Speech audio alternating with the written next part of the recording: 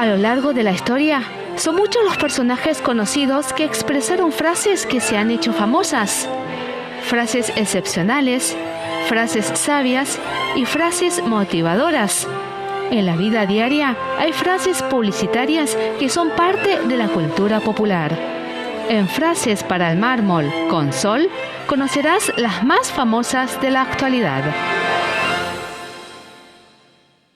Hola a todos, qué privilegio es reencontrarnos en este espacio donde las palabras se convierten en monumentos y la historia se respira a través del micrófono. Bienvenidos a una nueva edición de Frases para el Mármol, el programa donde exploramos el latido cultural, las peculiaridades y la profunda identidad de esta fascinante isla llamada Taiwán. Soy Sol Hon, transmitiendo para ustedes desde el distrito de Zhongshan en Taipei.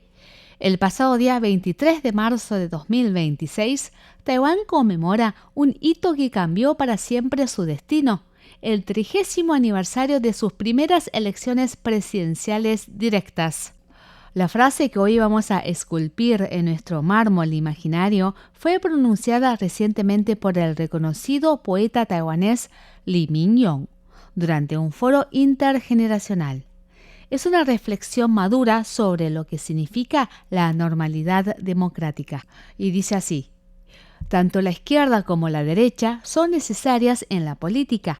Dentro de un sistema democrático es una condición política nacional que tanto la izquierda como la derecha puedan recibir el mandato del pueblo y ejercer su labor. ¿Por qué hablar de izquierda y derecha es un anhelo de normalidad para Taiwán? ¿Qué significa dejar atrás la historia trágica de la isla? Pónganse cómodos y acompáñenme en los próximos minutos porque vamos a desentrañar el alma política y cultural de una sociedad que sigue redefiniendo su lugar en el mundo.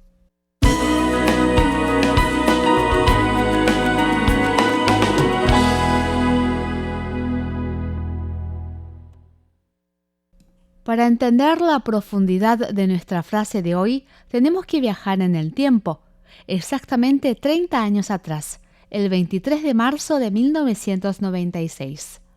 Aquel día, los ciudadanos taiwaneses acudieron a las urnas para elegir por primera vez de manera directa a su presidente. En aquella contienda histórica, las figuras principales fueron Lee Teng-hui, representando al Kuomintang, y Peng Mingmin, por el Partido Democrático Progresista. Lo fascinante de aquel momento y lo que los historiadores destacan hoy es que ambos candidatos, sumados, obtuvieron aproximadamente el 75% de los votos. Este porcentaje no era solo un número, era un símbolo. Representaba el consenso abrumador de una población que, independientemente de sus matices partidistas, compartía una expectativa común: la profundización de la democracia y la consolidación de una identidad propia. Recientemente, la Fundación Lee Teng-hui y la Fundación Peng Mingmin organizaron un evento llamado Dingtanghui, un foro de diálogo que reunió a diferentes generaciones, desde veteranos de la democratización hasta líderes de los movimientos juveniles como el lirio silvestre y los girasoles, para reflexionar sobre este legado. Durante este foro, Lian Yi, presidenta de la Fundación de Lee Teng-hui e hija del exmandatario, compartió una anécdota hermosa. Recordó que de cara a la toma de posesión del 20 de mayo de aquel 1996, su madre sugirió que se interpretara la Oda a la Alegría. Esa melodía debería representar el triunfo de ese 75% de voluntad popular, el momento en que los taiwaneses por fin se convertían en dueños de su propia casa. Hoy, 30 años después, ella hace un llamado a despertar nuevamente esa voluntad colectiva. Sin embargo, el camino de Taiwán no es el de un país convencional. Aquí es donde la intervención del poeta Lee Mingyong se vuelve crucial para entender la cultura política de la isla. Él señala que Taiwán ha superado con éxito las olas globales de democratización, logrando transiciones pacíficas y alternancias en el poder. Pero a diferencia de los países de Europa del Este que se democratizaron en los años 90, Taiwán carece de una historia nacional unívoca y consensuada. La isla ha estado históricamente atrapada entre diferentes regímenes y bajo la inmensa sombra de las narrativas provenientes de China continental. Esto ha creado un enredo en la identidad nacional que hasta el día de hoy sigue siendo un tema de debate constante. Para Lee Mingyong, la existencia misma de la democracia taiwanesa es un fenómeno de contrastes. Él utiliza una metáfora poderosa. Taiwán es un espejo y una ventana, dice. Un espejo porque refleja una alternativa de gobernanza frente a la República Popular China. Y una ventana porque demuestra que, más allá del desarrollo económico, las sociedades de habla y herencia cultural china pueden albergar aspiraciones democráticas plenas. Tanto la izquierda como la derecha son necesarias en la política. Por lo tanto, en Taiwán necesitamos forjar una convicción y construir un país normal, es decir, establecer las condiciones políticas nacionales en las que, dentro de un sistema democrático, ambas posturas puedan recibir el mandato del pueblo y ejercer su labor. El desarrollo de la política democrática y la consolidación de las condiciones del Estado como una unidad política en el mundo son fundamentales. Y esto es, precisamente, lo que permitirá a Taiwán dejar atrás su larga y trágica historia.